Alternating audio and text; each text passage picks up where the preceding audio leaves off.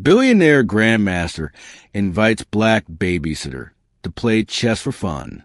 Her first move leaves her dumbfounded. Victoria Hammond thought she was being kind when she invited her babysitter to play chess. She had no idea that one move would shatter everything she believed about the young woman who'd been taking care of her kids for months. If this story resonates with you, don't forget to hit that subscribe button and drop a comment letting me know where you're watching from. Because tomorrow, I'm bringing you another story just as interesting and unforgettable as this one. And trust me, you won't want to miss it. Now, let's dive in. The Pacific Coast Highway stretched like a ribbon of diamonds below Victoria Hammond's cliffside mansion. Each headlight a reminder of the world that moved far beneath her elevated existence. At 42, she commanded a tech empire worth $12 billion. Yet tonight she stood alone in her floor-to-ceiling windows, watching strangers drive to destinations she'd never know. Mrs. Hammond? The voice was soft, respectful, almost apologetic. The twins are finally asleep. Took 3 stories of lullaby, but Mason's breathing is steady now. Victoria turned from the window, her silk blouse catching the warm light of the chandelier. Keisha Williams stood in the doorway of the great room, her hands folded neatly in front of her navy cardigan.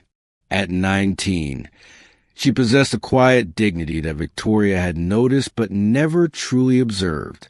The young woman's hair was pulled back in a simple bun, her dark eyes alert despite the late hour. Thank you, Keisha. I know they can be challenging at bedtime. Victoria's voice carried that particular tone of the wealthy, grateful but distant, appreciative but not quite seeing. I've dismissed the rest of the staff for the evening. You're welcome to stay until I return from the office. Or, actually, Keisha interrupted gently, then caught herself. I mean, if it's all right with you, I'd like to stay. Mason had that nightmare again last night, and sometimes he wakes up confused in new places. Victoria studied her babysitter with fresh attention. Most of the help was eager to leave once their duties ended, but Keisha often lingered, genuinely concerned about the children's well-being. It was unusual. Of course, I'll be working late anyway. Victoria moved toward her home office, then paused. Something about the empty house, the quiet evening, made her feel more isolated than usual. Are you hungry? Rosa left dinner in the warming drawer. Thank you, but I ate earlier. Keisha's smile was polite, but genuine. I'll just wait in the kitchen if that's all right. Victoria nodded, but instead of heading to her office, she found herself lingering. The house felt too quiet, too large. Even with her children home, the silence pressed against her like a physical weight. She'd built this empire, this life, but moments like these reminded her how empty achievement could feel. Do you ever feel? Victoria began, then stopped. What was she doing? This was her employee, not her therapist. Feel what, Mrs. Hammond? There was something in Keisha's tone, not curiosity, but genuine openness. Victoria realized she'd never really looked at this young woman, never seen beyond the role she filled. Nothing, just tired. Victoria turned back toward her office, but her feet wouldn't carry her there. Actually, Keisha, do you play chess? The question surprised them both. Victoria wasn't sure why she'd asked it, and Keisha's reaction, a quick flicker of something across her features, suggested the answer might be more complicated than yes or no. Chess. Keisha repeated carefully. I have a beautiful set in the living room. Italian marble, hand-carved. I never get to use it anymore. Victoria felt foolish explaining, but something about the evening made her want company. I thought, if you're staying anyway, maybe we could play? For fun. Keisha's hands tightened slightly at her sides. I I know how the pieces move. Perfect. I'll get some wine. Well, water for you, of course, and we can have a friendly game. Victoria was already moving toward the living room, missing the complex expression that crossed Keisha's face. It'll be nice to have some company. Have you ever underestimated someone based on first impressions? Share your thoughts in the comments below, and don't forget to subscribe for more stories that challenge our assumptions. The chess set dominated the center of the living room coffee table, its black and white marble pieces gleaming under the soft lighting. Victoria settled into the plush cream sofa, gesturing for Keisha to sit across from her. The young woman moved carefully, as if afraid to disturb the perfection of the space. "This is beautiful," Keisha said, her fingers hovering over the pieces without touching them. "My ex-husband gave it to me, about the only thing from the divorce I actually wanted." Victoria's laugh held no humor. "He said chess was too cerebral for me. Claimed I didn't have the patience for strategy." Keisha's eyebrows rose slightly. "And did you prove him wrong?" Well, I learned the basics. I play online sometimes." Victoria realized she was being more honest than usual. "Truth is, I'm probably not very good, but it's relaxing, you know? Focusing on something that has clear rules. Rules can be comforting," Keisha agreed quietly. Victoria poured herself a glass of wine from the bottle she brought over, then slid a crystal glass of sparkling water across the table. "So, you said you know how the pieces move?" "Yes, ma'am. Please call me Victoria, at least during chess." She smiled, feeling oddly nervous. "Would you like to play white or black?" "White, please." Keisha's voice was steadier now, though she still seemed to be holding something back. Victoria rotated the board, settling the white pieces in front of Keisha. "I should warn you, I might not be much competition. I tend to get distracted by, well, everything." Keisha's hands moved to the pieces, her fingers finding the white king and adjusting it slightly. The movement was precise, practiced. Sometimes the best games happen when you're not thinking too hard. "Is that your strategy? Not thinking?" "Something like that." Keisha's smile was enigmatic as she surveyed the board. "Though my grandmother used to say chess isn't about the moves you make, it's about seeing the moves you don't make." Victoria felt a stirring of curiosity. "Your grandmother played?" "She taught me." Keisha's voice softened. "She said chess was the only game where being black didn't matter. The pieces start equal, and everything depends on what you do with them." The weight of that statement settled between them. Victoria sipped her wine, studying Keisha with new interest. There were layers here she'd never suspected, depths she'd never bothered to explore. That's beautiful," Victoria said finally. "I never thought about it that way. Different perspectives, I guess." Keisha's hand moved to the white pieces, hovering over them like a pianist preparing to play. "Should we start?" Victoria nodded, settling back into the sofa with her wine glass. She expected a tentative opening, maybe the standard pawn move she'd seen in online tutorials. She was prepared to be encouraging, patient, maybe even a little instructive. She was not prepared for what happened next. Keisha's hand moved with quiet confidence, lifting the white queen's knight and placing it on F3. The move was swift, sure, and entirely unexpected. Victoria blinked, staring at the board. The knight sat on F3, an unusual opening that she'd never seen before. It wasn't the standard E4 or D for that beginners typically played. This was sophisticated. "That's an interesting choice," Victoria said carefully, trying to mask her surprise. "The barn's opening," Keisha said simply, her voice giving nothing away. "Most people don't recognize it." Victoria's wine glass stopped halfway to her lips. The barn's opening.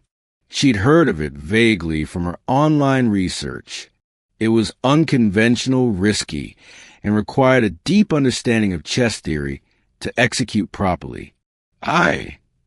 Victoria started, then stopped. She looked at Keisha again, really looked, and saw something she'd somehow missed for months. This young woman wasn't just making a random move. She was playing chess. Real chess. Your move, Keisha said quietly, and Victoria caught something in her tone that made her pulse quicken. This wasn't going to be the casual, friendly game she'd imagined. This was going to be something else entirely. Victoria stared at the board, her wine glass suspended in midair. The knight on F3 seemed to pulse with possibility, its carved marble head pointing toward her side of the board like an accusation. She'd expected a timid pawn push, maybe 1.e4 or 1.d4, the safe, predictable moves that beginners learn from YouTube videos. Instead, Keisha had opened with 1.f3, the barn's opening, and delivered it with the casual confidence of someone who understood exactly what she was doing. Victoria set down her wine glass, her mind racing. That's quite an opening. You don't approve? Keisha's voice was neutral, but Victoria caught something underneath, a testing quality, as if she were watching for Victoria's reaction. No, it's just unexpected. Victoria's fingers hovered over her pieces. She knew enough about chess to recognize that this wasn't beginner's luck. The barn's opening required understanding of tempo, piece development, and positional play. Where'd you learn that? My grandmother, like I said. Keisha's hands rested calmly in her lap, but Victoria noticed how her eyes never left the board. She believed in unconventional approaches. Victoria moved her pawn to e5, a standard response, but her mind was elsewhere. She watched Keisha's face, looking for signs of uncertainty, for the hesitation that should come with playing against an employer, against someone whose world operated on entirely different principles. She found none. Keisha's second move came without pause. 2.x5. The knight captured the pawn with surgical precision, and Victoria felt her stomach drop. This wasn't just an unconventional opening. It was a trap, a sophisticated, calculated trap that she walked directly into. Victoria studied the board, her business mind trying to process what was happening. That's the barn's opening gambit. You know it? Keisha's eyebrows lifted slightly, and for the first time, Victoria heard genuine surprise in her voice. I've read about it. Online. Victoria's answer sounded weak even to her own ears. She'd read about it, yes, but understanding it and facing across a board were entirely different things.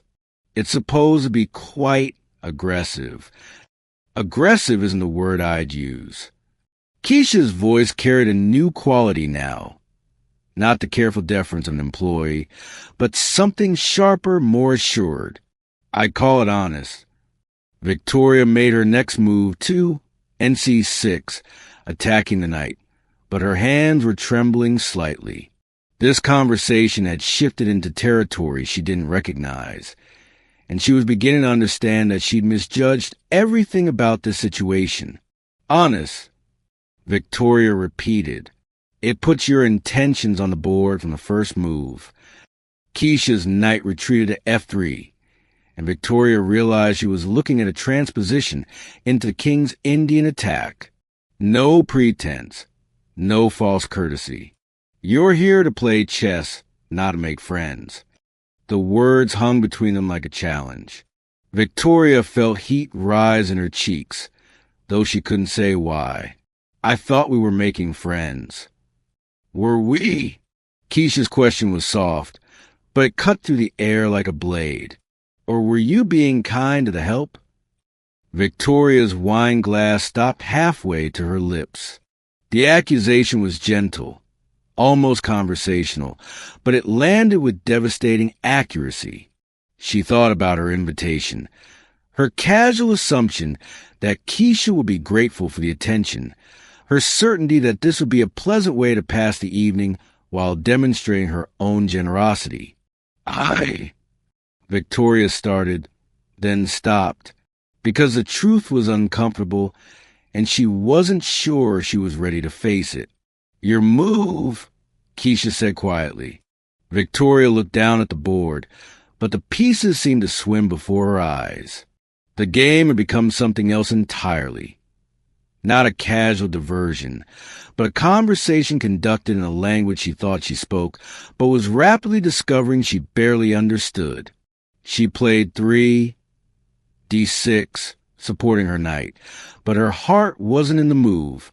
Her mind was replaying the last few minutes, trying to understand how a simple chess game had become so charged with meaning. You're upset, Keisha observed, her voice gentler now. I'm not upset, Victoria paused, searching for the right word. I'm confused. I invited you to play chess, and somehow we're having a completely different conversation. Are we? Keisha's move came smoothly. For D3, supported her knight in preparing to castle. Or are we having the same conversation we've been having for 6 months, just with pieces instead of words? Victoria felt something crack open inside her chest. What do you mean? You've been playing chess with me since the day you hired me, Keisha said, her eyes still focused on the board. Every interaction, every instruction, every please, and thank you has been a move in a game where you assumed you knew all the rules. That's not. Victoria started, then stopped, because it was true, wasn't it? She'd hired Keisha based on a resume and a brief interview, made assumptions about her capabilities, her background, her potential. She'd been kind, certainly, but it was the kindness of someone who believed she was moving pieces on a board where she held all the advantages. I don't think of you as... Victoria struggled with the words. I mean, I've never considered our relationship as... As what? Keisha's voice was patient, but Victoria heard steel underneath. As chess. Victoria made her next move, 5.bd2, but her hands were shaking now. As adversarial. Chess isn't adversarial, Keisha said, her own move coming with practiced ease. It's educational. Every game teaches you something about your opponent, and more importantly, about yourself. And what is this game teaching you? Keisha looked up from the board for the first time since they'd begun playing. Her eyes met Victoria's directly, and Victoria saw something there that made her breath catch. Intelligence, yes, but also a kind of patient sadness. That you're not as different from your ex-husband as you think you are. The words hit Victoria like a physical blow. She set down her wine glass with enough force to make it ring against the marble table. That's not fair, isn't it? Keisha's voice remained calm, but Victoria could hear the hurt underneath. You invited me to play chess because you were lonely, and you assumed I'd be grateful for the attention. You expected me to be impressed by your beautiful set, your expensive wine, your generous offer to spend time with the help. I didn't think of it that way. But you did think of it some way, Keisha pressed gently. What did you think would happen when you invited your babysitter to play chess? Victoria opened her mouth to respond, then closed it, because the truth was that she'd expected to win easily, to be encouraging and patient, to enjoy the role of teacher and mentor. She'd expected Keisha to be grateful and impressed, maybe even a little awed by Victoria's world and attention. She hadn't expected to be sitting across from someone who clearly understood chess better than she did, who was conducting a conversation on multiple levels while dismantling her assumptions piece by piece. I thought, Victoria started, then stopped. I thought I was being nice. You were being nice, Keisha agreed. The same way someone might be nice to a pet. Kind, but not really seeing. Have you ever realized that your good intentions might not be perceived the way you intended? Drop a comment about a time when you had to reconsider your assumptions. And hit that like button if this story is making you think. Victoria studied the board, but the pieces seemed to blur together. She was losing not just a game, but something more fundamental. Her understanding of herself, of her relationship with Keisha, of the assumptions that had guided her interactions for months. I see you, she said finally, her voice barely above a whisper. Do you? Keisha's question was gentle, but it carried weight. Because I've been sitting in your kitchen for 6 months, listening to you take business calls, watching you work late into the night, seeing how lonely you are in this beautiful house. And you've never once asked me about my life, my interests, my dreams. Victoria felt tears prick at her eyes. I didn't want to pry. Into the life of someone you see every day, someone who takes care of your children. Keisha's move came smoothly, 7 to QE2, and Victoria realized she was looking at a position she didn't understand at all. Or did you not want to discover that I might be more complicated than you were comfortable with? The question hung in the air between them. Victoria looked at the board, at the elegant pieces her ex-husband had given her, at the wine glass that suddenly felt like a prop in a play she'd never auditioned for. I don't know, she admitted finally. I honestly don't know. That's the first honest thing you said all evening, Keisha said softly, and it's a good place to start. Victoria made her move, ate at an F3, but her heart wasn't in it. She was beginning to understand that this game was about much more than chess, and she was woefully unprepared for the real conversation they were having. What happens now? Victoria asked. Now! Keisha's smile was sad but not unkind. Now we finish the game. And maybe, if you're willing, we start a different conversation. Victoria nodded, though she wasn't sure what she was agreeing to. She only knew that something had shifted between them. Something that couldn't be undone. The evening had begun with her offering charity and entertainment to her employee. Now she was facing someone who had just revealed depth she'd never suspected, and she wasn't sure who was teaching whom. Your move, Keisha said quietly. Victoria looked down at the board, but she was beginning to understand that the real game was just beginning. Victoria stared at the chessboard as if it had personally betrayed her. The position was impossible. Her king trapped, her queen sacrificed, her entire strategy dismantled in 12 moves. 12. She'd been playing online chess for 3 years, had read books, watched tutorials, and prided herself on her logical mind. Yet this teenager, this babysitter who cleaned up after her children and folded their laundry, had just delivered the most elegant checkmate Victoria had ever witnessed. I don't understand, Victoria whispered, her voice barely audible above the sound of waves crashing against the cliffs below. How did you? Keisha's hands were folded in her lap, her expression carefully neutral. Lucky guess. Lucky guess. Victoria's laugh was sharp, edged with something between disbelief and embarrassment. That was the legal's mate. I've read about it, but I've never seen anyone actually execute it. She looked up at Keisha, her blue eyes searching. Who are you? The question hung in the air like an accusation. Keisha shifted uncomfortably, her shoulders tensing as if preparing for impact. I'm your babysitter, Mrs. Hammond. I should probably. No. Victoria's voice was firmer now, though confusion still colored every word. Don't. Just don't pretend that was beginner's luck. She gestured at the board with trembling fingers. You played that combination like you've done it 100 times. Keisha's dark eyes flicked toward the hallway, calculating the distance to the door. Maybe we should call a night. It's getting late and... Answer me. Victoria's tone carried the authority of someone used to being obeyed, but underneath lay something more vulnerable. How does my babysitter know advanced chess theory? The silence stretched between them, thick with unspoken truths. Victoria refilled her wine glass, the liquid sloshing more than necessary. She'd built her empire on reading people, on understanding their motivations and capabilities. How had she been so blind? I told you, Keisha said quietly. My grandmother taught me. Your grandmother taught you legals, mate? Victoria's voice rose slightly.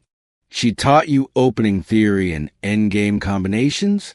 What was she, a chess master? Keisha's jaw tightened. She was a custodian at a community center.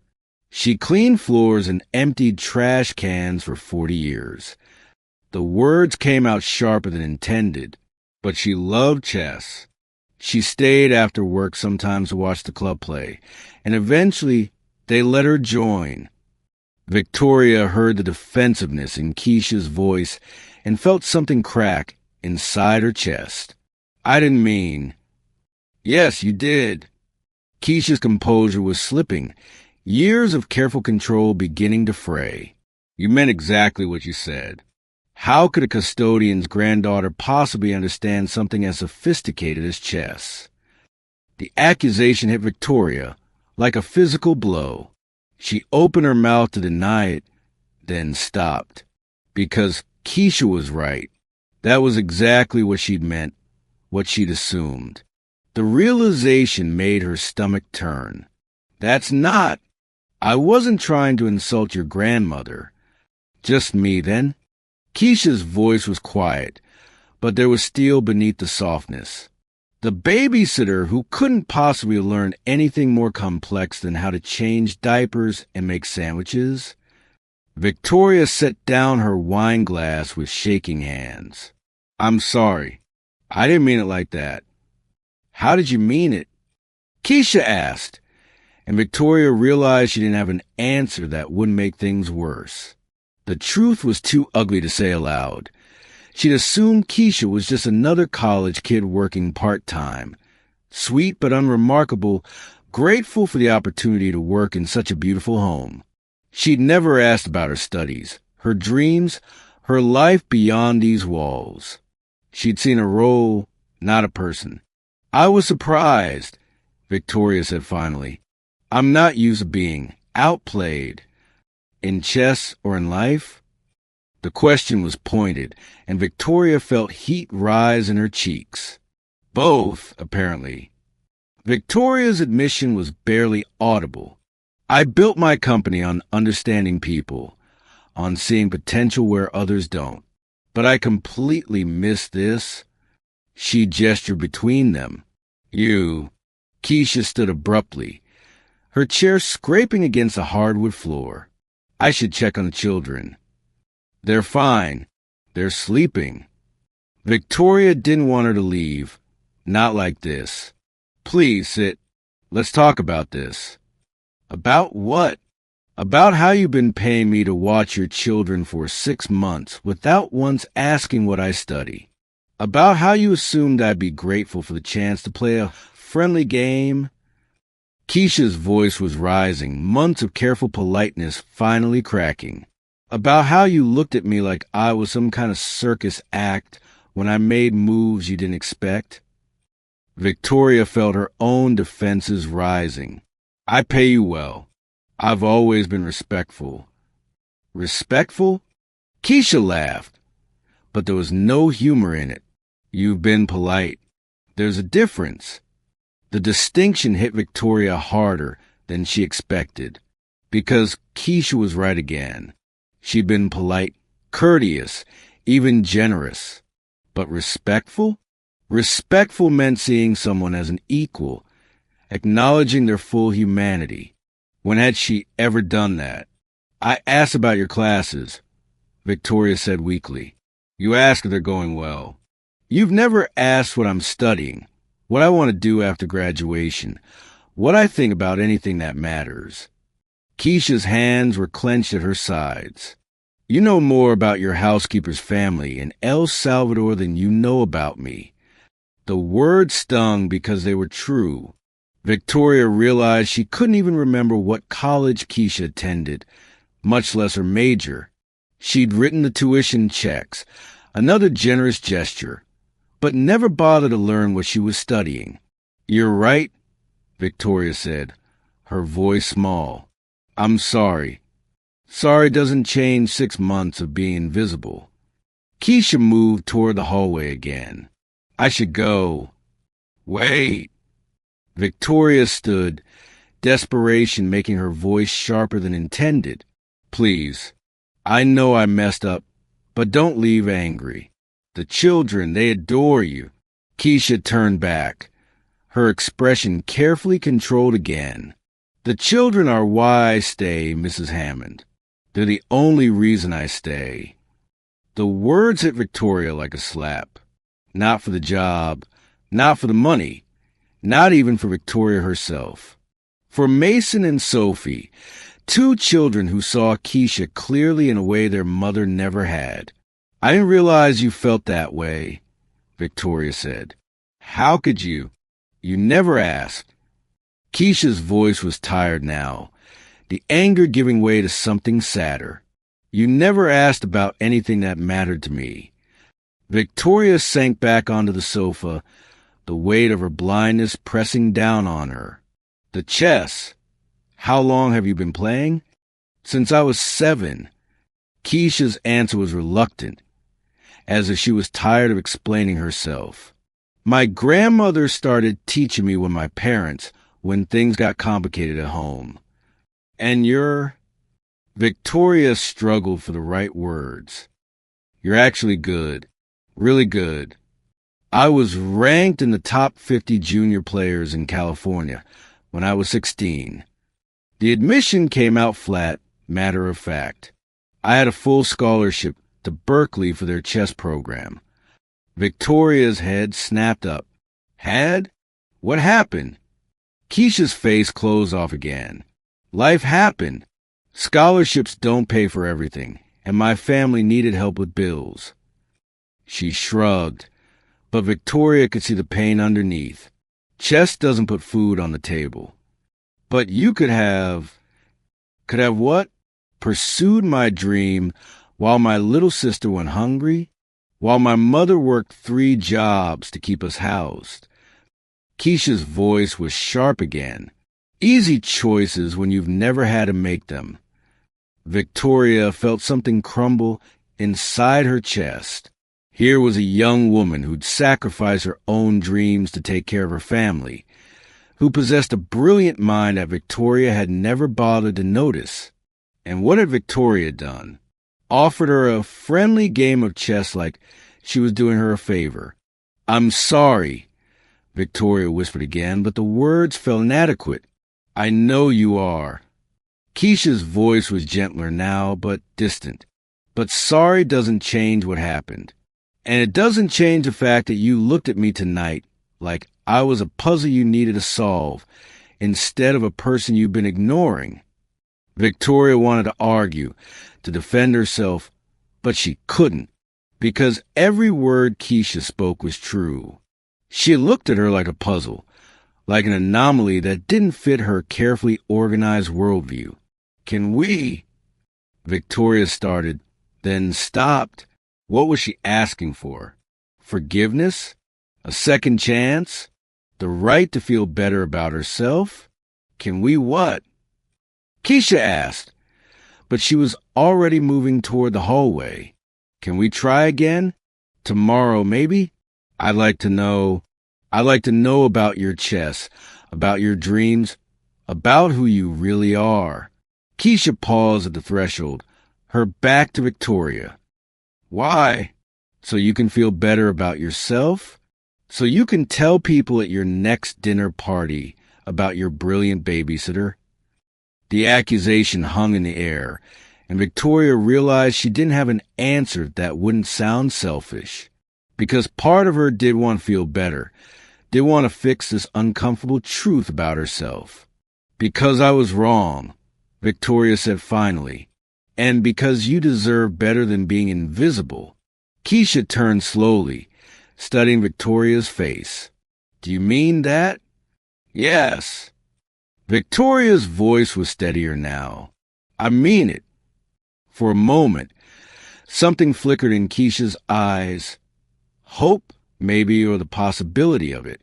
But then her expression hardened again. "The children will be up early tomorrow. I'll be here at 7. Her voice was professional again, the brief glimpse of vulnerability gone. "We can pretend this never happened." "What if I don't want to pretend?" Victoria asked. Keisha's smile was sad, knowing. "Then you'll have to prove it, Mrs. Hammond. Because words are just words, and I've heard plenty of those." With that, she disappeared into the hallway, leaving Victoria alone with the chessboard and the uncomfortable truth about herself. The marble pieces sat in their final positions, a testament to a brilliance Victoria had never bothered to see. She picked up the white king, Keisha's king, and held it in her palm. Such a small piece to carry so much weight, so much meaning. Like the young woman who played it, it was more powerful than she'd ever imagined. Victoria closed her eyes and tried to remember the last time she'd been so completely, thoroughly wrong about someone. The memory wouldn't come because she'd spent so long surrounding herself with people who told her what she wanted to hear, who fit neatly into the categories she created. But Keisha didn't fit. She never had. And Victoria was finally beginning to understand that the problem wasn't with Keisha, it was with the categories themselves. How do we break free from our own assumptions about others? Share your thoughts below and hit that subscribe button for more stories that challenge the way we see the world. The house felt different now, charged with the weight of words that couldn't be taken back. Victoria sat in her perfect living room, surrounded by the markers of her success, and felt more alone than she had in years. Because for the first time in a long time, she'd met someone who didn't need anything from her except the one thing she'd never offered, to be seen. The living room had transformed into something neither woman recognized. What began as a casual evening diversion now felt like a battlefield where assumptions lay shattered around the marble chess pieces. Victoria stared at the board, her wine glass forgotten, while Keisha sat with her hands folded in her lap, waiting. "I need to understand something," Victoria said finally, her voice carrying a tremor she couldn't quite control. "That wasn't luck.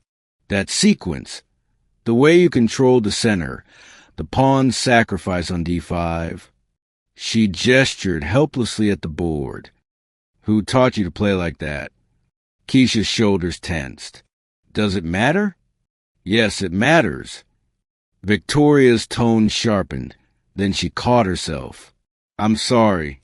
I don't mean to sound. I've been playing online for 3 years. I've studied openings, watched tutorials, and you just..." She trailed off, realizing how she must sound. "Destroyed you?" Keisha's voice was quiet, but there was an edge to it now. "That's not what I meant, isn't it?" Keisha met her eyes directly for the first time since the game began. "You invited me to play chess for fun. You poured yourself wine and got comfortable because you thought you'd be teaching me something. And now you're sitting there trying to figure out how the help got so uppity."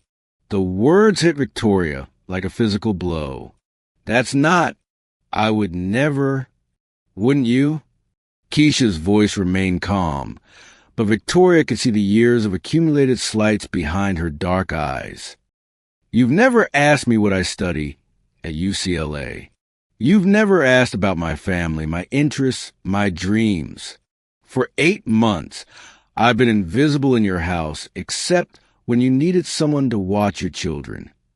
Victoria felt heat rise in her cheeks. You're right. You're absolutely right, and I'm ashamed of that. But please don't think I'm some kind of racist who... I don't think you're racist, Keisha interrupted, her voice softer now. I think you're privileged. There's a difference, but the result is the same. You see what you expect to see. The silence stretched between them, filled with the weight of truth. Victoria's hand shook slightly as she reached for her wine glass, then thought better of it. She needed to be clear-headed for this conversation. Tell me, she said finally. Please, I want to understand. Keisha studied her for a long moment, as if trying to determine whether the request was genuine. Finally, she reached across the table and began resetting the chess pieces to their starting positions. My grandmother was Ruby Williams, she said, her fingers moving the pieces with practiced precision. She worked as a domestic her whole life, cleaning houses in Beverly Hills and Bel Air. Every evening, she'd come home to our apartment in Crenshaw and teach me chess on a plastic set she bought at a garage sale. Victoria remained silent, sensing that interruption would break whatever spell was allowing Keisha to share. She was brilliant, Keisha continued. Never had the chance to finish high school, but she understood chess in a way that it was like watching someone speak their native language. She'd play games in her head while she cleaned, work out problems while she ironed other people's clothes. What happened to her? She died when I was 14. Stroke.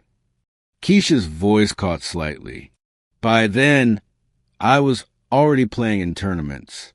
Nothing fancy. Community center competitions, school championships. But I was good. Really good. Victoria felt something shifting inside her chest, a recognition of loss she understood all too well. Did you win? I won everything I entered. For 3 years, I was a chess champion of every category I could compete in. Keisha's smile was sad. But tournament chess cost money. Travel, entry fees, coaching. And college, well, college was a priority.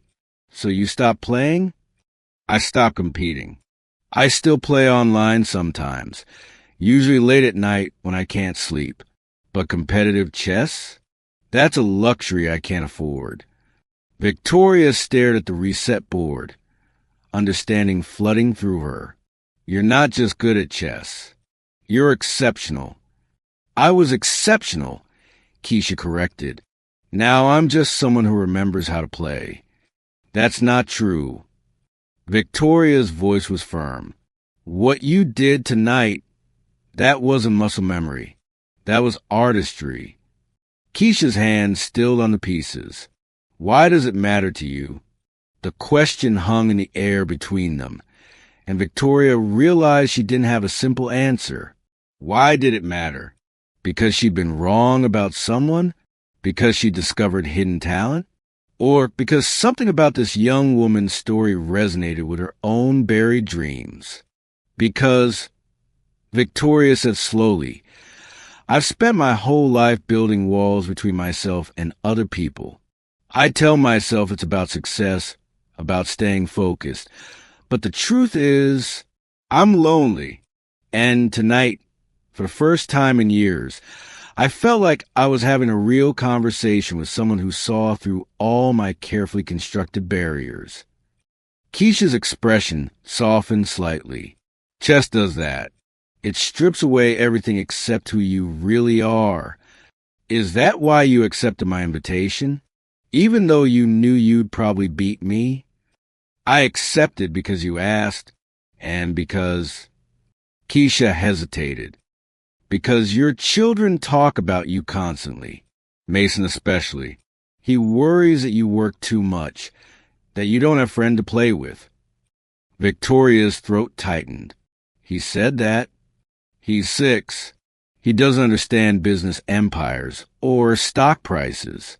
He just knows his mama comes home tired and eats dinner alone. Keisha's voice was gentle. When you invited me to play chess, I thought maybe you needed a friend more than you needed to win a game. The words settled between them, like a bridge neither had expected to build. Victoria looked at this young woman, really looked, and saw not just exceptional chess skill, but kindness, wisdom, and a generosity of spirit that humbled her. I didn't need a friend, Victoria admitted. I just didn't realize it until tonight. And I needed someone to see me, Keisha replied. Really see me, not just the role I play in your house. They sat in silence for a moment. The chessboard between them transformed from a battlefield into something else. A meeting ground, perhaps, or a starting point. Can I ask you something? Victoria said. Of course. When you made that opening move, the Barnes opening, were you testing me? Keisha's smile was the first completely unguarded expression Victoria had seen from her. Maybe a little. I wanted to see if you'd recognize it, if you'd realize that I wasn't just moving pieces randomly. And when I didn't, I was disappointed, but not surprised. Keisha's honesty was gentle but unflinching. People see what they expect to see. You expected to teach me chess, so that's what you prepared for. Victoria nodded slowly. What if we started over? Not just a game, but this, us. What if I stopped expecting and started discovering? What are you suggesting? I'm suggesting we play another game. But this time, I want to play against the real Keisha Williams. The chess champion, the UCLA student, the woman who sees through people's barriers. Victoria's voice grew stronger. And maybe you can play against the real Victoria Hammond. Not the billionaire CEO, but the woman who's forgotten how to connect with people. Keisha studied her for a long moment. That's a dangerous game. Why? Because once you really see someone, you can't unsee them. Your whole world changes. Victoria reached across the table and moved her king's pawn forward 2 squares.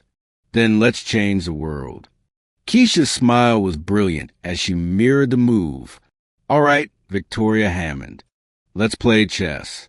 But as their hands moved across the board, both women knew they were playing for much higher stakes than any game. They were playing for understanding, for connection, for possibility that 2 people from completely different worlds could find common ground in the space between black and white squares. What assumptions have you made about people that turn out to be completely wrong? Share your stories in the comments and hit that subscribe button for more tales of unexpected connections. The grandfather clock in the corner chimed 10 o'clock, but neither woman noticed. They were too busy discovering that the most important games aren't won or lost on a board. They're won in the moment when 2 people decide to really see each other. The grandfather clock in the corner chimed midnight as Victoria refilled her wine glass with slightly unsteady hands. For games, Keisha had won 4 games in a row, each victory more devastating than the last. The marble pieces seemed to mock Victoria from their positions. Her king toppled, her strategies dismantled with surgical precision. I need to understand something, Victoria said, her voice tight with confusion and something approaching desperation. Where did you learn to play like that? Keisha's fingers traced the edge of the marble board, her expression guarded. Like what? Don't. Victoria's word came out sharper than intended. Don't pretend you don't know what I'm talking about. That wasn't beginner's luck. That was masterful. The silence stretched between them, heavy with unspoken truths. Outside, the Pacific crashed against the cliffs below, a rhythmic reminder of forces beyond their control. You really want to know? Keisha asked finally, her voice carrying a weight that made Victoria lean forward despite herself. Yes. Keisha stood, moving to the floor-to-ceiling windows that overlooked the coastline. Her reflection merged with the darkness beyond, creating a ghostly double image. I was 7 when my grandmother first showed me how the pieces moved. We were living in a one-bedroom apartment in Compton, sharing space with my mother and my baby brother. Grandmother Rosa, not your Rosa, different Rosa. She cleaned houses during the day and played chess at night. Victoria felt something shift in her chest. She taught you? Every evening after dinner, we'd sit at this tiny folding table, and she'd set up this plastic chess that she'd bought at a garage sale. Half the pieces were missing. We used bottle caps and coins for the lost ones. Keisha's voice grew distant, remembering. She'd tell me stories about each piece, make them come alive. The queen was a warrior protecting her people. The knights were heroes on impossible quests. That sounds beautiful. It was... Keisha turned back to Victoria, her eyes reflecting the soft lighting. But it wasn't just stories. Grandmother Rosa had been playing chess for 60 years. She'd learned from her father, who'd learned from his father. She said chess was our family's secret language, a way to stay sharp when the world wanted to make us feel small. Victoria's wine glass sat forgotten as she absorbed this revelation. You were good, even then? I was obsessed. Keisha returned to the sofa, but didn't sit. Instead, she paced slowly, her hands gesturing as she spoke. By the time I was 10, I was beating every adult at the community center. My grandmother started taking me to tournaments in Los Angeles on weekends. Tournaments. Victoria's voice cracked slightly. Scholastic tournaments, mostly. I'd show up with my plastic pieces in a shoebox, surrounded by kids with $1,000 sets and private coaches. Keisha's laugh held no humor. You should have seen their faces when this little black girl from Compton started dismantling their strategies. Victoria felt a chill that had nothing to do with the ocean breeze. What happened? I won. A lot. Keisha's voice hardened. State championships, regional qualifiers. By the time I was 13, I was ranked in the top 10 for my age group in California. College recruiters started calling. College recruiters for chess? Full scholarships to Stanford, Berkeley, UCLA. They wanted me to play for their teams, study their programs. Keisha's pacing stopped. I had a future mapped out. Grandmother Rosa used to say I was going to be the first woman in our family to graduate college, maybe even become a grandmaster. Victoria's heart hammered against her ribs. What happened to that future? The question hung in the air like a challenge. Keisha stared at the chessboard, her jaw tight with old pain. Life happened, she said finally. Grandmother Rosa had her first stroke when I was 14. Mom was working 3 jobs just to keep us afloat, and suddenly I was the one taking care of everything. Tournaments cost money, entry fees, travel, hotels. We didn't have any of that. But the scholarships require me to keep competing, keep winning. Keisha's voice grew bitter. Hard to maintain a ranking when you can't afford to enter tournaments. The coaches who've been so interested suddenly stopped calling. Turns out, potential isn't worth much if you can't prove it consistently. Victoria felt sick. So you stopped playing? I tried to keep training on my own, but it's not the same. Chess at that level requires constant competition, analysis, coaching. I was playing online games and studying theory from library books while my former competitors had professional trainers and computer analysis. Keisha finally sat down, her shoulders sagging. By the time I was 16, I dropped out of the rankings completely. And your grandmother? Second stroke when I was 17. She needed full-time care, and Mom couldn't afford to quit her jobs. So I became the caregiver. Keisha's voice softened. I'd sit with her for hours, setting up the old chessboard, playing both sides of games she'd taught me. She couldn't speak anymore, but her eyes would light up when she saw me move the pieces. Victoria's throat tightened. When did she? Last year, February 12th. Keisha's voice was barely above a whisper. She held on just long enough to see me graduate high school.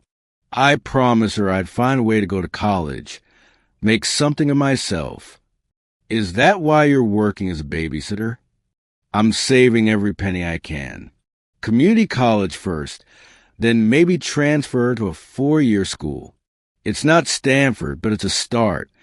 Keisha looked up at Victoria, her eyes bright with unshed tears. I keep the chess skills sharp by playing online when I can afford internet. But mostly I just remember what it felt like to be good at something. Victoria stared at this young woman, this brilliant, remarkable person she'd been blind to for months. Keisha, I had no idea. I'm so sorry. Sorry for what? You didn't know because I didn't tell you. I learned early that people make assumptions about what someone like me can do. It's easier to be underestimated than to disappoint. Have you ever discovered someone's hidden brilliance? Share your experiences in the comments and hit subscribe for more stories that reveal the extraordinary in the ordinary. The weight of Keisha's revelation settled over Victoria like a shroud. She thought about her own advantages. Private schools, tutors, opportunities handed to her simply because of where she'd been born and who her parents were. The contrast was devastating. Those games tonight, Victoria said slowly. You were holding back, weren't you? Keisha's smile was sad. I was trying to make it fun for you. But then you asked about strategy, and I started playing a little more seriously. Old habits. A little more seriously? Victoria's voice rose. You destroyed me for games in a row. You made me look like a child. I'm sorry. I should have. No. Victoria stood abruptly, pacing to the window. Don't apologize. Don't you dare apologize for being brilliant. She turned back to Keisha, her eyes blazing. Do you understand what you've been doing? You've been hiding this incredible gift, this amazing talent, because the world failed you. The world didn't fail me. I just didn't have the resources to compete. That's the same thing. Victoria's voice cracked with emotion. You should be playing professionally, coaching, teaching. You should be using this gift, not hiding it while you change diapers and make sandwiches for my children. Keisha's face hardened. There's nothing wrong with the work I do. I love your children. I'm proud of the job I do for you. That's not what I meant. Isn't it? Keisha stood, her composure finally cracking. You think because I'm smart, because I can play chess, that somehow makes me too good for this work? That caring for your children is beneath me? Victoria felt the conversation spiraling away from her. I'm trying to say you have options. You have talent that could take you anywhere. With what money? With what connections? With what support system? Keisha's voice rose. You think talent is enough? You think being good at something automatically opens doors? You think from a place of privilege that I'll never have. Keisha's words hit like physical blows. You can afford to take risks, to fail, to try again. You've never had to choose between pursuing your dreams and keeping your family fed. Victoria stopped pacing, stung by the truth in those words. You're right. I don't understand that kind of pressure. No, you don't. And that's not your fault, but it's important to recognize. Keisha's voice gentled slightly. I'm not bitter about my choices. I'm proud of what I've accomplished with what I had, but I won't let you diminish the value of the work I do just because you discovered I have other skills. The room fell silent except for the distant sound of waves. Victoria felt ashamed, exposed, forced to confront the assumptions she'd been making even in her attempt to be supportive. "I'm handling this badly," Victoria admitted finally. "Yes, you are." Keisha's bluntness was softened by a slight smile. "But I appreciate that you're trying to handle it all."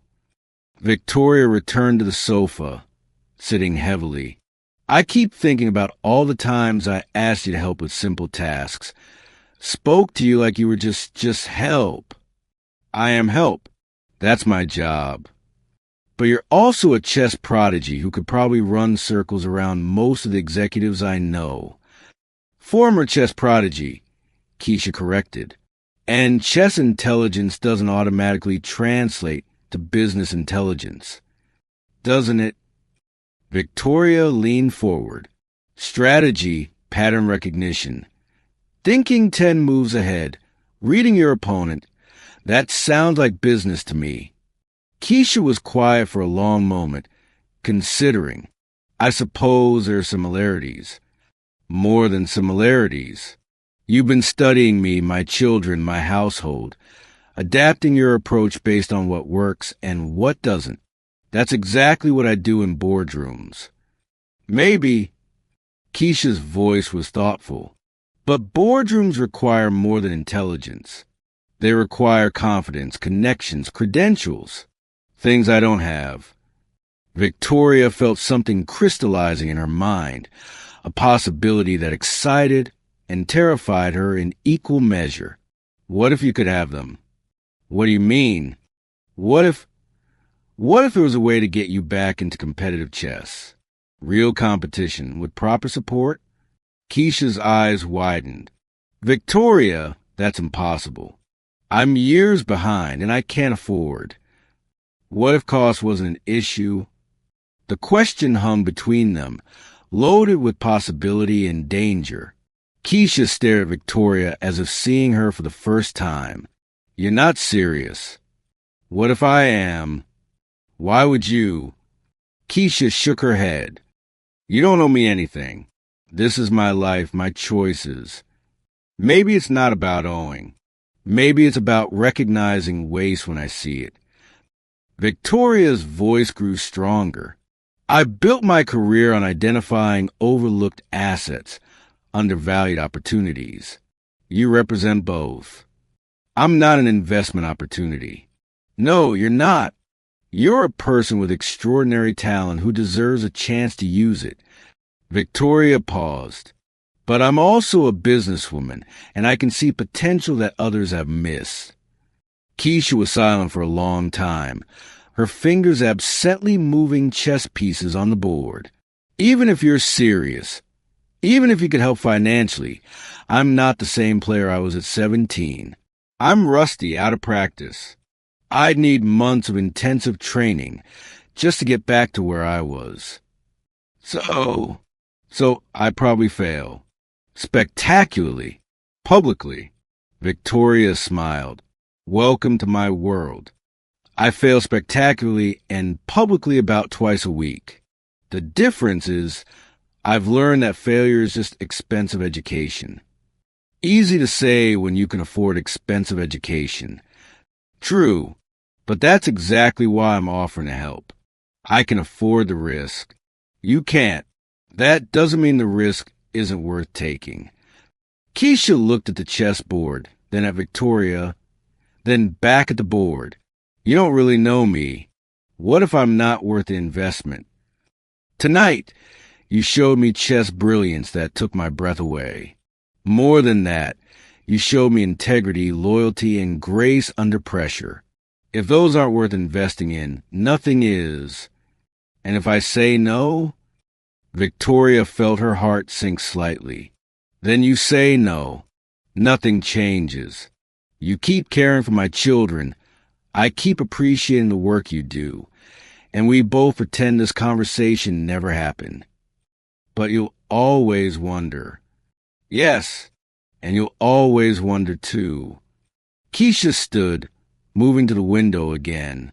Her reflection looked back at her, and Victoria could see the internal struggle playing out on her features. "I want to keep working," Keisha said finally. "At least part-time. I need the income. And I meant what I said about loving your children." Victoria's pulse quickened. "Of course. And I want to pay you back. Every penny. With interest. Keisha, those are my terms. If you're going to help me, it's a loan, not charity. I pay it back when I can." Victoria nodded, afraid to speak and break the spell. "And if I fail, if I crash and burn, embarrass us both, you don't get to say I told you so or treat me differently. Deal." Keisha turned from the window, her eyes bright with possibility and terror. "Then yes. God help us both, but yes." Victoria felt tears prick her eyes. Really? But I have one condition." "Anything." "Right now, tonight, I want to play you one more game. No holding back this time. I want to show you exactly what you're investing in." Victoria looked at the chessboard, then at Keisha, and felt something shift in her chest. Not just excitement, but recognition. She was looking at someone who would change her life. "Set up the board," she said. "Let's see what you can really do." The revelation hung between them like morning mist, delicate and transformative. Victoria sat motionless, her wine glass forgotten, staring at the young woman who had just shattered every assumption she'd held. Keisha's story echoed in the silence. The tournaments, the sacrifice, the brilliant mind hidden behind necessity. "You gave up everything," Victoria whispered, her voice thick with emotion she didn't expect. "For your family." Keisha's shoulders straightened slightly, a gesture Victoria now recognized as strength rather than deference. "I didn't give up anything. I chose differently. But the scholarships, the opportunities, are still there." Keisha's fingers traced the edge of the chessboard, her touch reverent. "Chess isn't going anywhere. And neither am I." Victoria felt something crack open in her chest, a space she hadn't known existed. "I've been so blind. All these months you've been in my house, caring for my children, and I never saw." "You saw what I needed you to see." Keisha's voice was gentle, without accusation. "I'm good at being invisible when I need to be." The words hit Victoria like a physical blow. She thought of all the times she'd walked past Keisha, all the perfunctory conversations, all the moments she'd treated this extraordinary young woman as simply part of the household machinery. "That's not right," Victoria said, her voice stronger now. "You shouldn't have to be invisible. Easy to say when you've never had to survive by blending in." Keisha's tone wasn't bitter, just matter of fact. "But tonight, I don't feel invisible." Victoria looked at the chessboard, then back at Keisha. "Show me." "Show you what?" "How you really play. Not the careful game you've been playing with me. Show me what you showed them at those tournaments." Victoria leaned forward, her eyes bright with genuine curiosity. "I want to see who you really are." Keisha hesitated, her fingers hovering over the pieces. "You might not like what you see. Try me."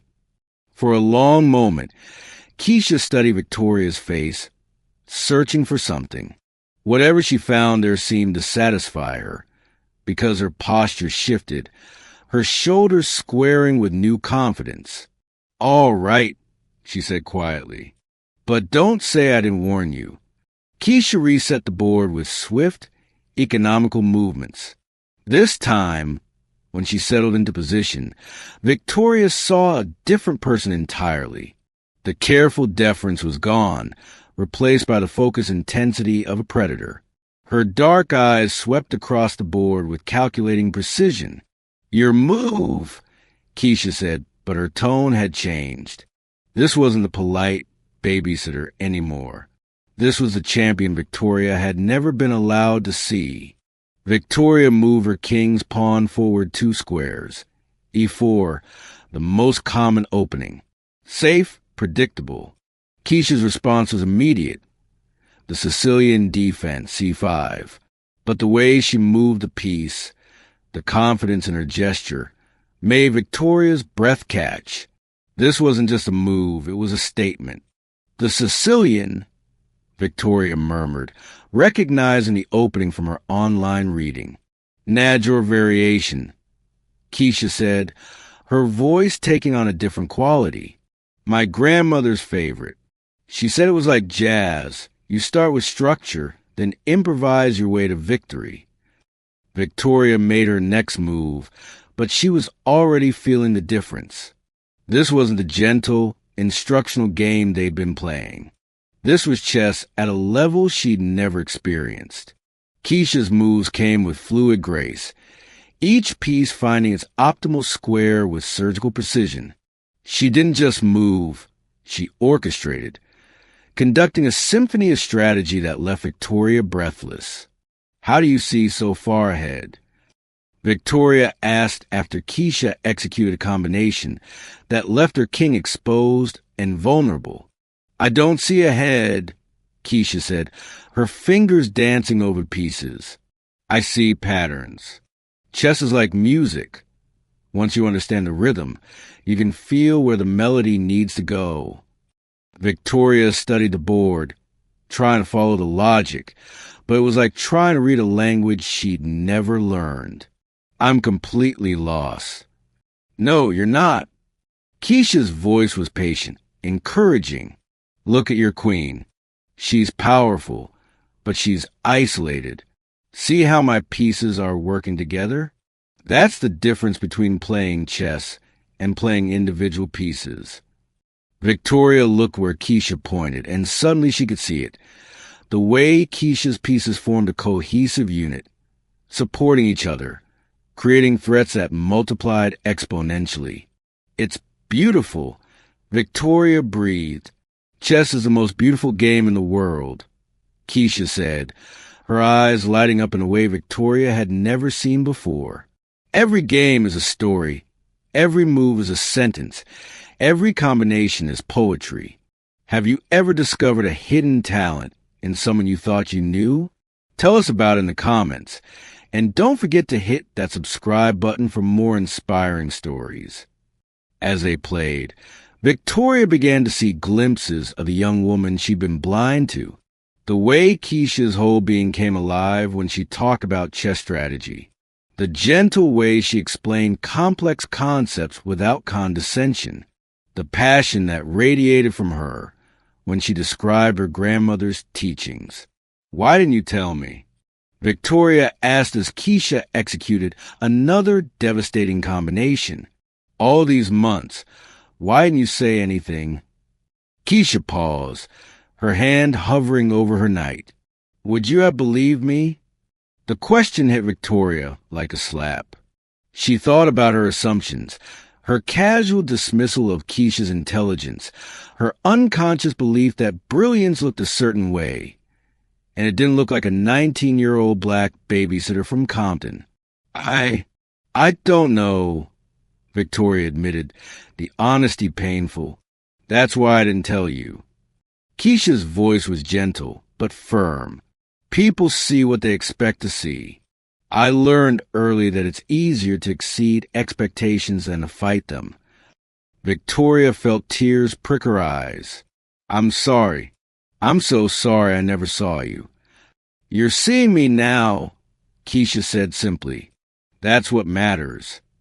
They continued playing, but the game had become something else, a conversation, a bridge, a way of understanding each other that transcended words.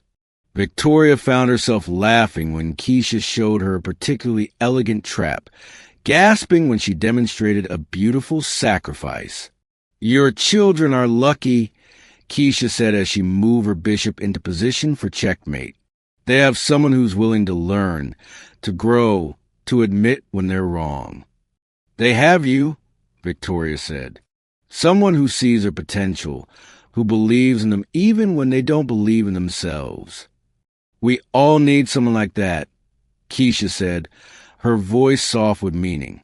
Victoria looked at this remarkable young woman, really looked, and saw not just intelligence, but wisdom, not just talent, but grace, not just skill, but soul. Checkmate, Keisha said gently, but her eyes weren't on the board. They were on Victoria, full of something that looked like hope. Beautiful, Victoria whispered, and she wasn't talking about the chess game. For the first time in months, Victoria didn't feel alone in her mansion. She felt seen, understood, connected to another human being in a way that had nothing to do with money or status or power. "Thank you," Victoria said, her voice thick with emotion. "For what?" "For trusting me enough to show me who you really are." Keisha smiled, and in that smile, Victoria saw the future, not just of their friendship, but the woman she herself could become if she was brave enough to keep learning, keep growing, keep seeing. The clock on the mantel chimed midnight, but neither woman moved to end the evening. They sat in the soft glow of the living room lights, the chess pieces scattered between them. Like bridge stones across a river, they both decided to cross. "One more game?" Victoria asked, and her voice held a note of something she'd forgotten she could feel. Joy. The following Tuesday arrived with December's first real cold snap hitting Los Angeles, and Victoria found herself checking her watch every few minutes. Keisha would arrive at 6:30, as she had for the past 3 weeks, and they'd settled into their routine. Chess after the children were asleep, conversations that stretched past midnight, a connection that had become the brightest part of Victoria's week. But today felt different. Today, Victoria's board of directors was meeting in her home office, and the weight of their upcoming merger discussions pressed against her chest like a stone. "Victoria, we need to discuss the optics of this Hamilton partnership," announced Margaret Whitfield, the silver-haired board member who'd been Victoria's mentor for 15 years. There are concerns about cultural integration, and frankly, about whether their management team can adapt to our standards.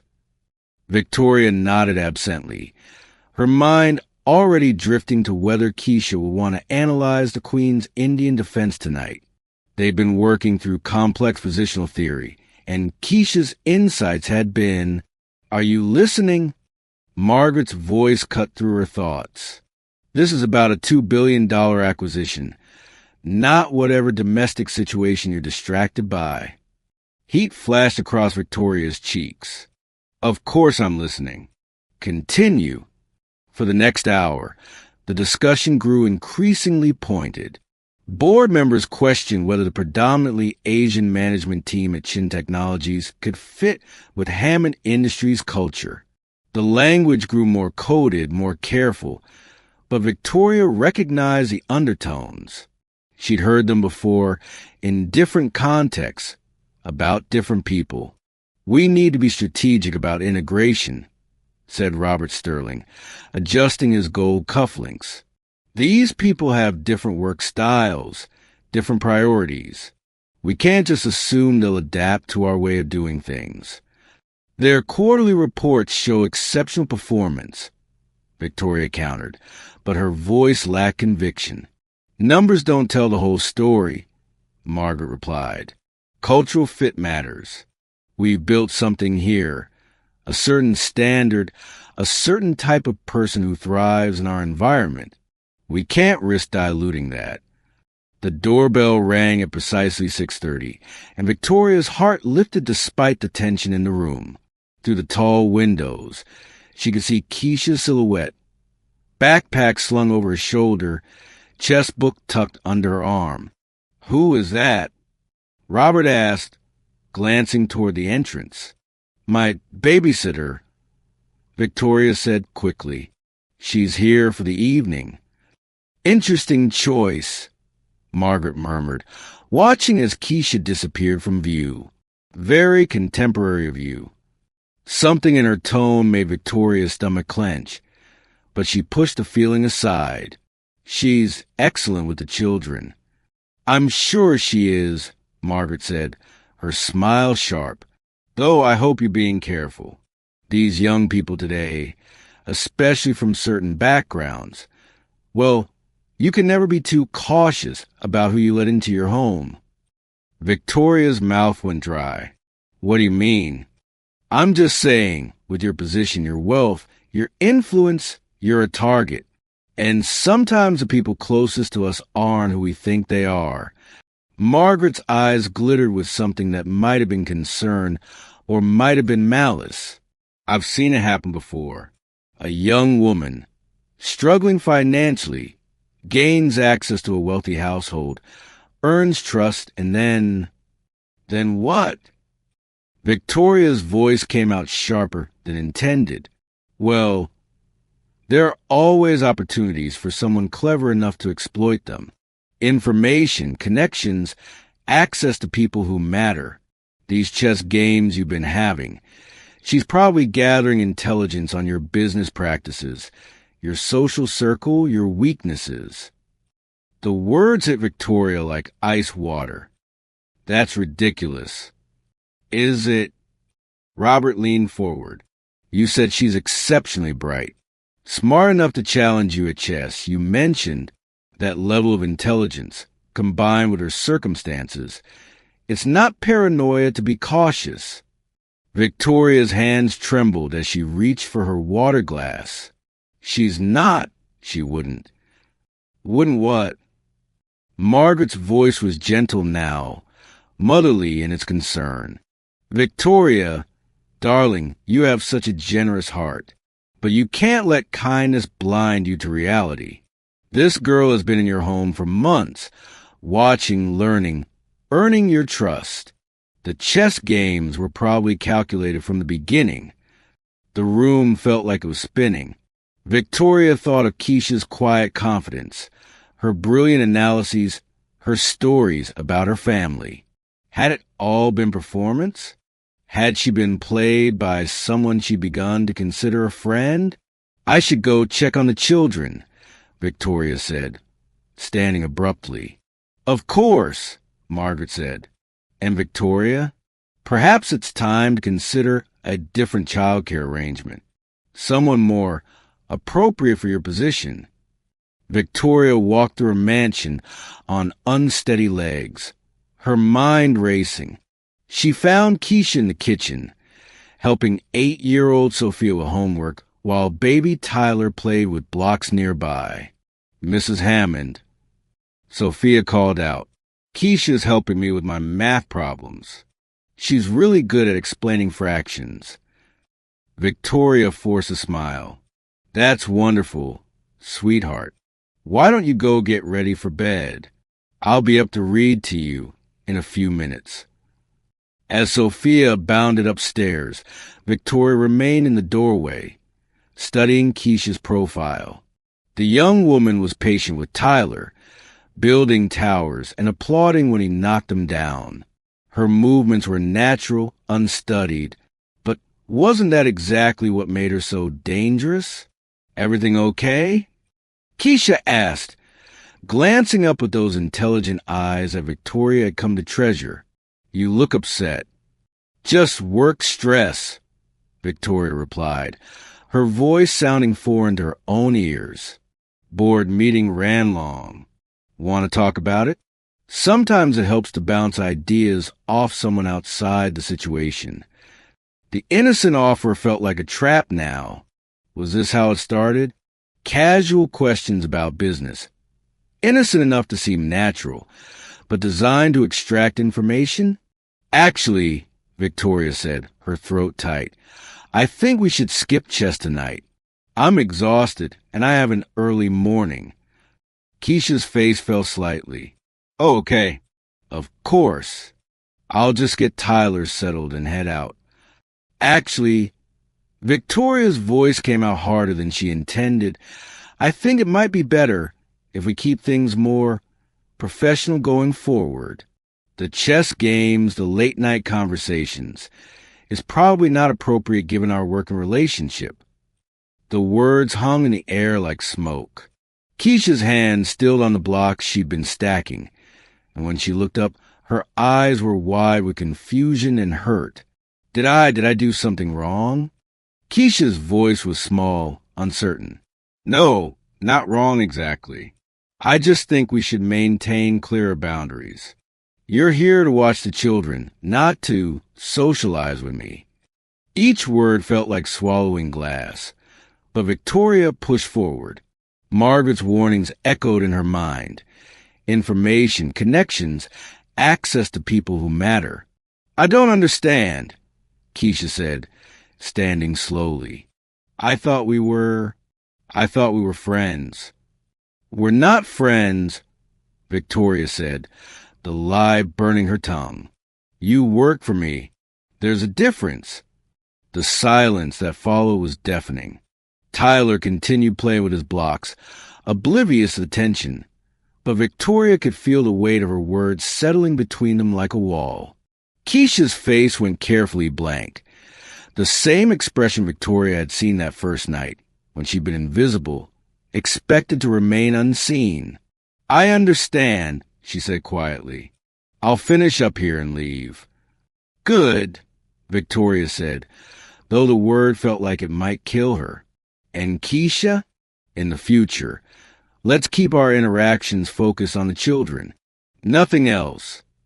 Victoria turned and walked away before she could see the full impact of her words on Keisha's face. She made it to her private bathroom before the tears came, harsh and bitter. In the mirror, she saw a woman she didn't recognize. Someone who let fear and prejudice poison the most genuine connection she'd had in years. Downstairs, she could hear the quiet sounds of Keisha gathering her things, saying goodbye to Tyler in her gentle voice. The front door closed with a soft click, and Victoria knew she'd just destroyed something precious. But Margaret was right, wasn't she? She had to be careful.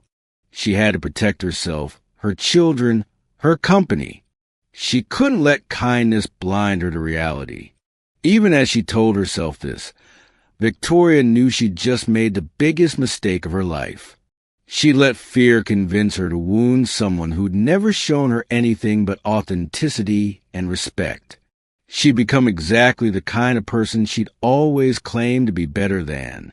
The chess set sat abandoned in the study, the pieces frozen in the middle of a game they'd never finish. Victoria stared at it through the doorway, remembering Keisha's delighted laughter when she'd found a particularly elegant solution to a complex position. What have I done? She thought, but it was too late. The damage was done, and she was alone again, exactly as she deserved to be. The next 3 days passed like a fever dream. Victoria threw herself into work with manic intensity, staying at the office until midnight, scheduling back-to-back meetings, anything to avoid the silence of her own home. But every evening, when she returned to mansion, the chess set in the study seemed to mock her with an abandoned game. She'd hired a new babysitter, Margaret's niece, a vapid 22-year-old named Brittany, who spoke in Valley Girl uptalk and spent most of her time on her phone. Sophia had asked twice where Keisha was, and both times Victoria had given vague answers about scheduling changes. The little girl's disappointed face haunted her dreams. On Friday afternoon, Victoria sat in her corner office on the 42nd floor of the Hammond Industries building, staring out at the sprawling city below. The merger documents with Chun Technologies lay spread across her mahogany desk, but she couldn't focus on the numbers. Margaret's words from that terrible Tuesday evening kept echoing in her mind. These people have different work styles, different priorities. The same ugly logic that had poisoned her thinking about Keisha was now being applied to an entire company of brilliant innovators. And she was going along with it. Her phone buzzed. A text from Brittany. Hey, Mrs. H. Sophia is asking for Keisha again. Should I tell her something or whatever? Victoria's, stomach clenched. She set the phone aside and tried to return to the contracts, but the words blurred together. Instead, she found herself remembering Keisha's face that last night, the way her expression had gone carefully blank, all warmth and intelligence hidden behind a mask of professional distance. "You work for me. There's a difference." The cruelty of her own words made her wince. She'd seen the exact moment when Keisha had retreated into herself, when the young woman who'd shared stories about her grandmother's chess lessons had disappeared, replaced by someone who knew her place. A knock at her door interrupted her spiral. "Come in." Margaret entered, her silver hair perfectly styled, her expression pleased. "Victoria, darling, I wanted to check how you're adjusting to the new childcare arrangement." "It's fine," Victoria lied. "I'm so glad. And I hope you reconsidered the Chin Technologies merger.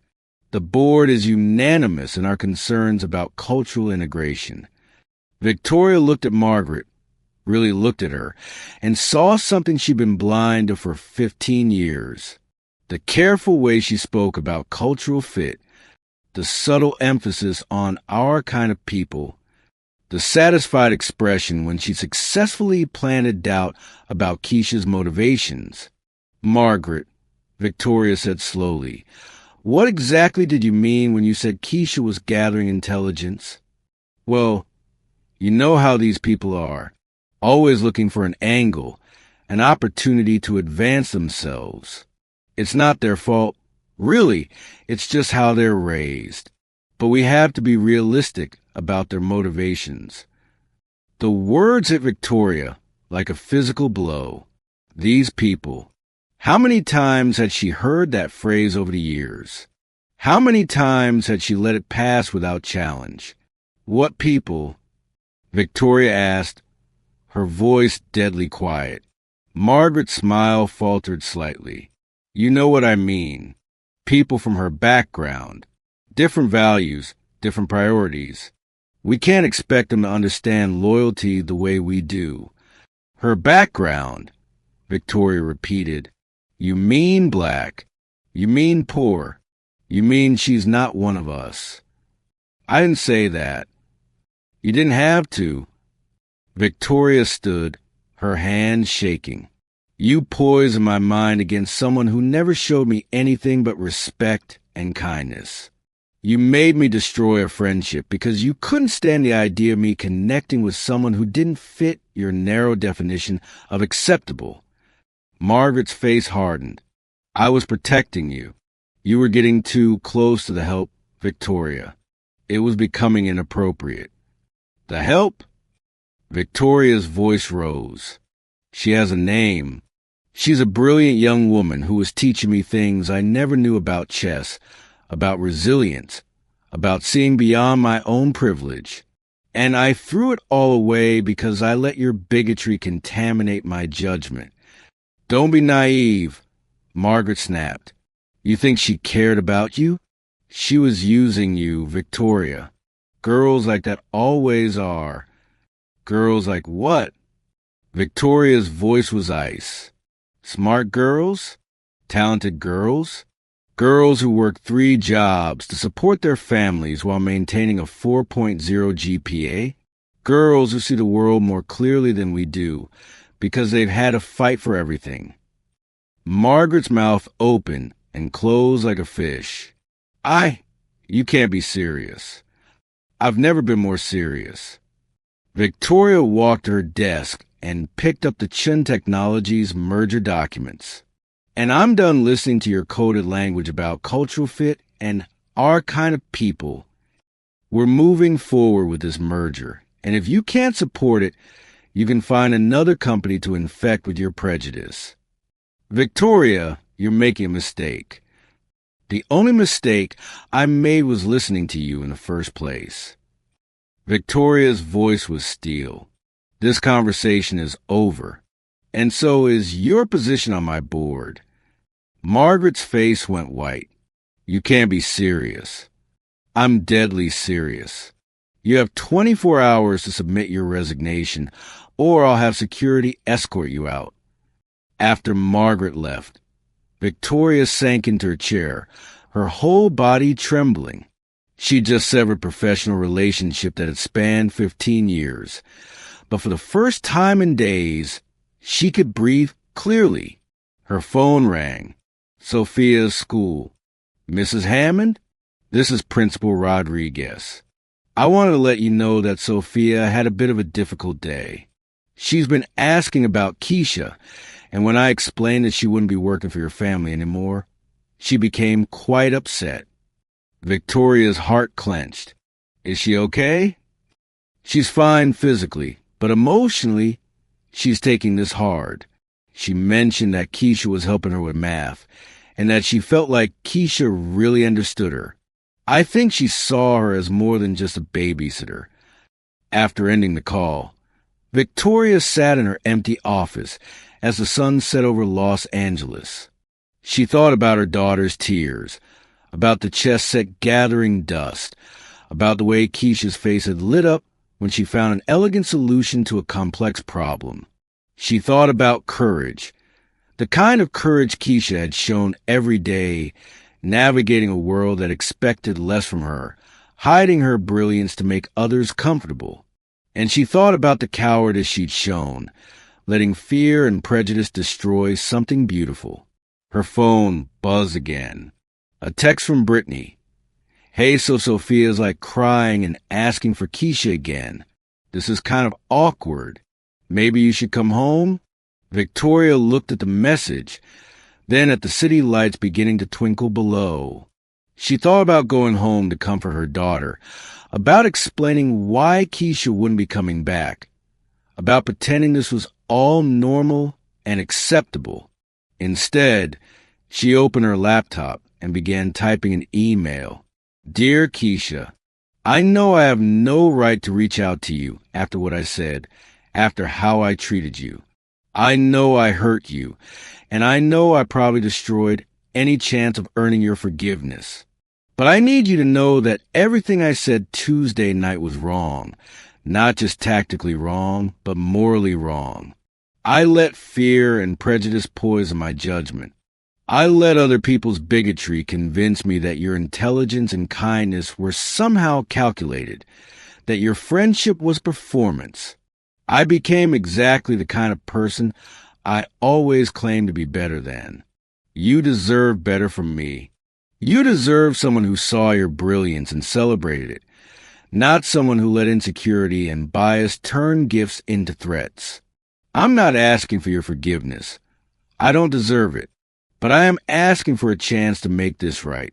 If you'll let me, not as your employer, but as someone who recognizes that she was wrong, who wants to learn from her mistakes, who hopes that genuine respect and apology might be enough to begin healing the damage I've done. Sophia is asking for you. She's crying, and she doesn't understand why you're not coming back. I don't know what to tell her, except that I made a terrible mistake, and I'm hoping you might be willing to give me a chance to fix it. If you're willing to talk, I'll be at Griffith Observatory tomorrow evening at sunset. There's a chess table near the main entrance. I'll be there waiting for as long as it takes. I'm sorry, Keisha. I'm so deeply sorry. Victoria. She read the email 3 times, her heart pounding. Then, before she could lose her nerve, she hit send. Now all she could do was wait, and hope that the brilliant young woman she'd wronged might be generous enough to give her a second chance. The community center on Vermont Avenue buzzed with quiet concentration on Saturday morning, December 21st. Victoria sat in her Tesla outside the building for 20 minutes, watching through the large windows as children and teenagers hunched over chessboards, their faces lit with the same intensity she'd seen in Keisha's eyes during their games. The Los Angeles Youth Chess Championship banner stretched across the front entrance, and Victoria's heart hammered against her ribs. She'd spent 3 sleepless nights crafting her apology, deleting draft after draft, knowing that words alone couldn't bridge the chasm she created. But this morning, she'd finally understood what she needed to do. Taking a deep breath, Victoria stepped out her car, the custom wooden chess set tucked under her arm, the same one where they'd shared their first game, their first real conversation, their first moment of genuine connection. Inside, the energy was electric. Young players from across the city had gathered for the tournament, and Victoria felt a surge of recognition as she spotted familiar tactical patterns being played out on dozens of boards.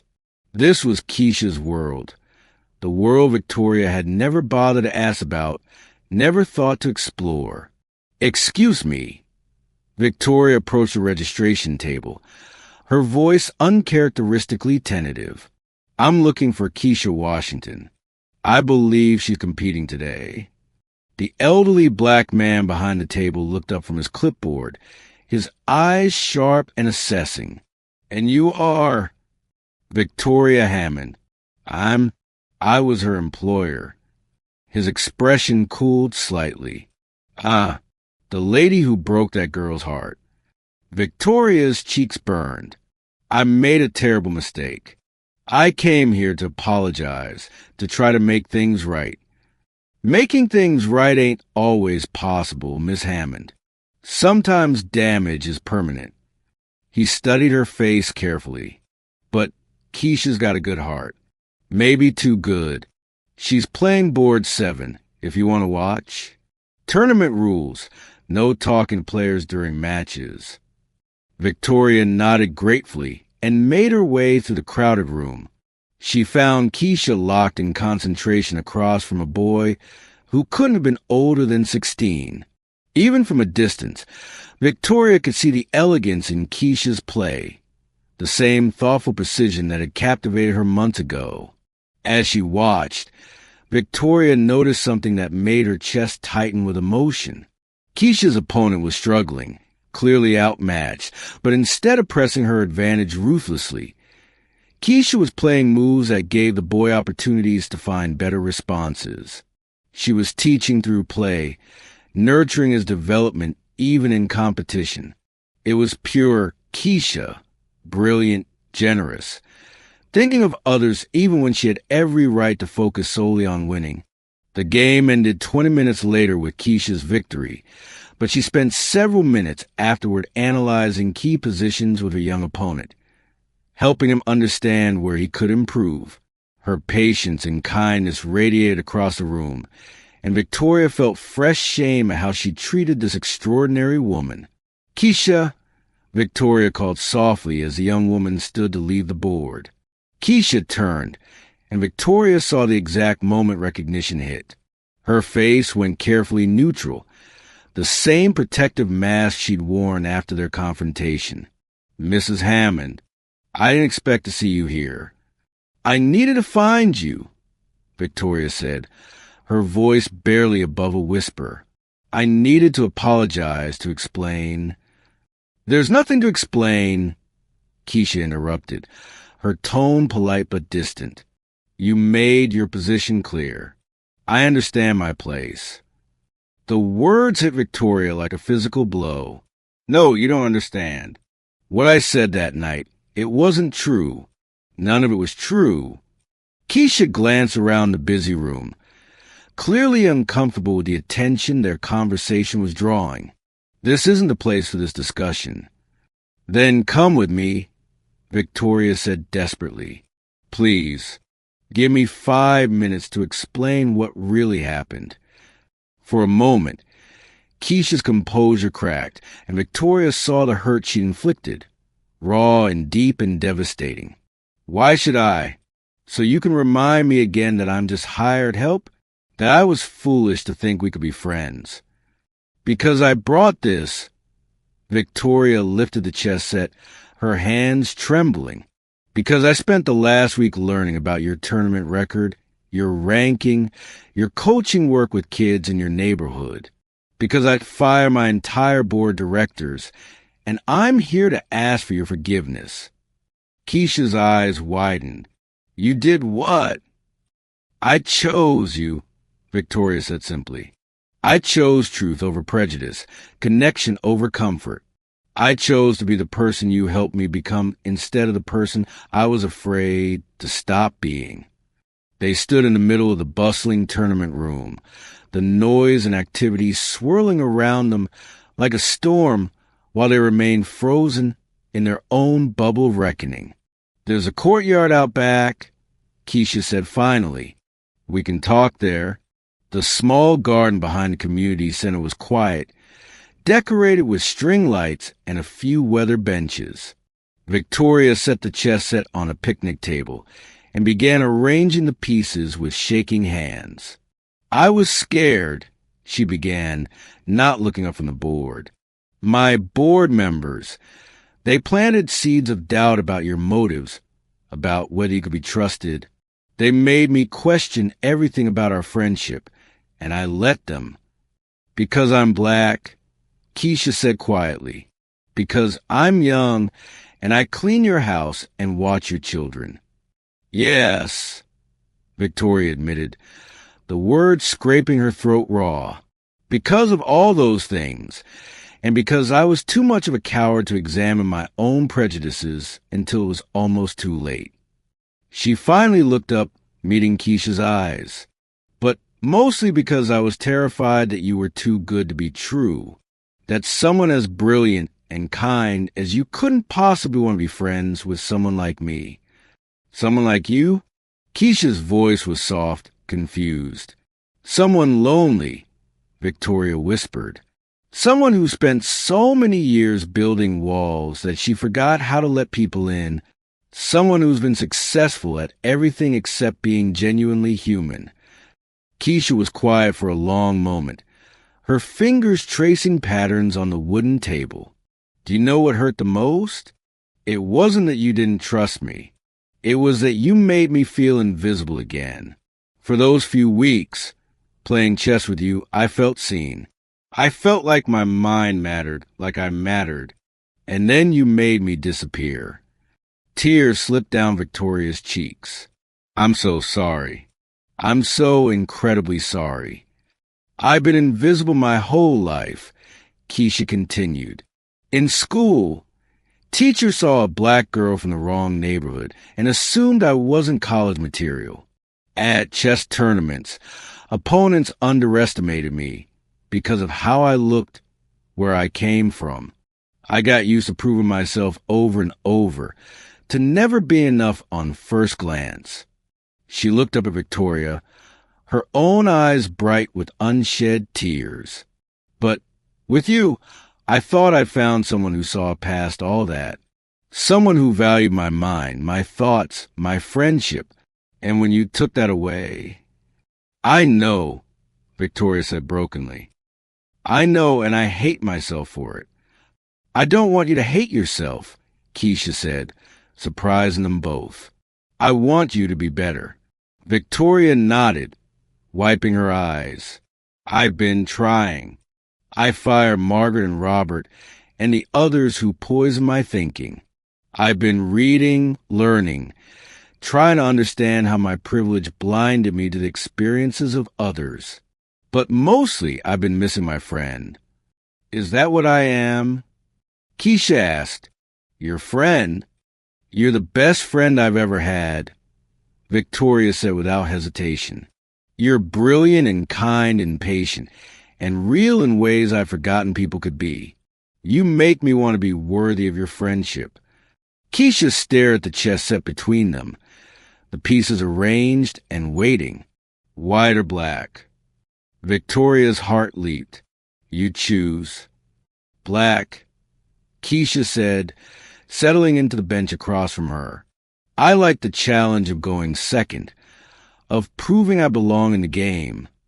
Victoria smiled through her tears and moved her king's pawn forward 2 squares, the same opening move she played in their first game.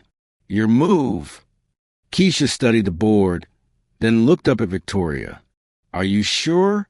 Because if we do this, if we're really friends, it means accepting all of me, the brilliant parts and the struggling parts, the chess master and the babysitter, the young black woman who's had to fight for everything she's earned.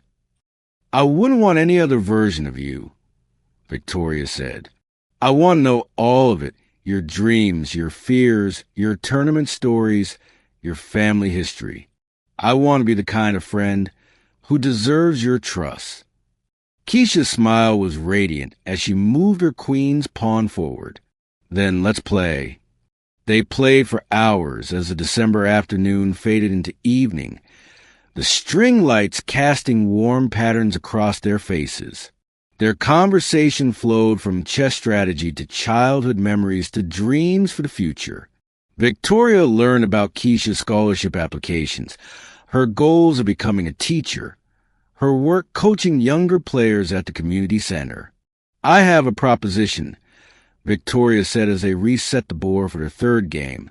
I'm starting a foundation for gifted students from underserved communities. Educational scholarships, mentorship programs, chess coaching, the works.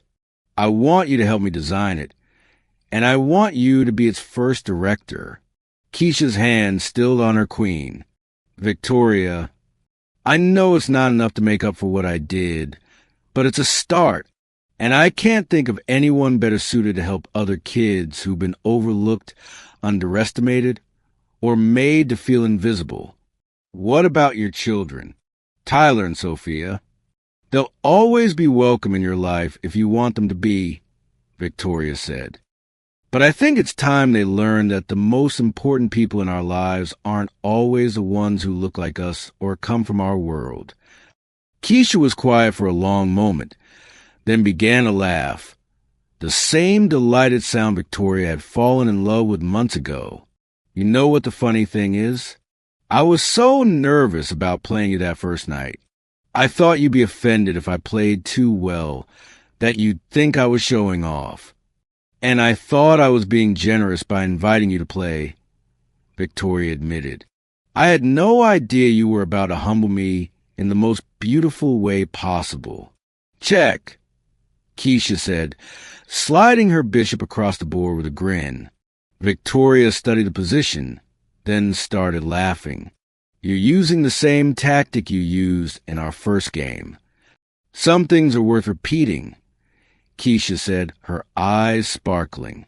Besides, it worked the first time. It did indeed, Victoria agreed, tipping her king in surrender. It changed everything. As they packed up the chess set, Victoria felt something she hadn't experienced in years. The deep contentment of being truly known and accepted by another person.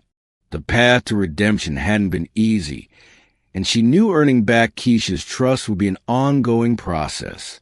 But for the first time in months, she had hope. Same time next week? Keisha asked, slinging her backpack over her shoulder. Actually, Victoria said, I was thinking we'd make it twice a week. I have a lot of catching up to do if I'm going to be a worthy opponent for the future director of the Hammond Foundation. Keisha's smile lit up the entire courtyard. Challenge accepted, Mrs. Hammond. Victoria, she corrected gently. Just Victoria. Challenge accepted, Victoria. As they walked back toward the community center, Victoria felt the weight of her past mistakes balanced by the promise of their future friendship. The young chess players were packing up their boards, their laughter echoing through the building, and Victoria realized she was witnessing something beautiful, a new generation of minds being nurtured and celebrated regardless of their background. Thank you, she said to Keisha as they reached the parking lot. For what? For seeing something in me worth forgiving. For teaching me that the most important games aren't won on the board, they're won in the heart. Keisha paused at her car, key in hand. You know what I learned from chess? The most powerful pieces aren't always the ones that look the most important. Sometimes a pawn can change the entire game. Victoria nodded, understanding the deeper meaning. Sometimes the most important people in our lives are the ones we almost overlook. As they drove away in opposite directions, Victoria felt the chess set secure in her passenger seat. Not just a game, but a symbol of connection, growth, and the possibility of redemption. Tomorrow, She would begin the work of building the foundation, of using her privilege to lift up others who deserve recognition. But tonight, she was simply grateful for second chances, for the courage to face her own prejudices, and for the extraordinary young woman who'd been brave enough to forgive her. The Queen's Gambit had been declined, but something far more valuable had been won. A friendship that would last a lifetime, built on a foundation of truth, respect, and the shared belief that everyone deserves to be seen for who they truly are. Thank you for watching this story to the end. If you enjoyed this story, you will surely love the next one. It's as interesting as you can ever imagine. So do check it out. Click on the image showing on your screen right now to watch the next one.